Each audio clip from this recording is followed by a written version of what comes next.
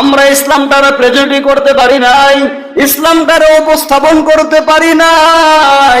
এরে আল্লাহর গোলাম, ইসলাম কোনোদিন খ্যাত ছিল না, ইসলাম গোটা বিশ্বের জন্য একটা মডেল হয়ে এসেছে। কিন্তু আজ আমরা কিছু মোল্লারা ইসলামরে ছোট করে ফেলি। আমরা মনে করি ইসলাম মানতে গেলে গরিব হওয়া লাগবে, ইসলাম মানতে গেলে সাদা সিধা পোশাক পরা লাগবে। কে বলেছে? ভুল ধারণা।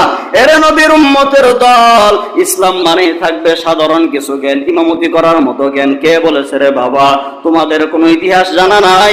আমাদের পূর্বের নবীর ইতিহাসের দিকে তাকাও। ইদ্রিস আলাইহিস সালাম আমার মতো একজন মোল্লা, লেবাসদারি পোশাকদারি টুপিওয়ালা ছিলেন, কিন্তু একজন মোল্লা হয়েও, একজন নবী হয়েও, হুজুর হয়েও উনি 72টা ভাষার পণ্ডিত ছিলেন। পড়েন আল্লাহু আকবার।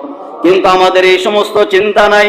আমাদের চিন্তা হলো মোল্লাগিরি, মসজিদ ইমামতি করবো। এর নবীর উম্মতের দল, মুসলমানরা শুধু মসজিদ আর মাদ্রাসা, নামাজ আর রোজা রেখে পড়ে থাকলেই হবে না, গোটা বিশ্বে কেমনে বড় অবস্থান তৈরি করা যায় এ নিয়ে মুসলমানদের চেতনা থাকা দরকার, আছে না নাই?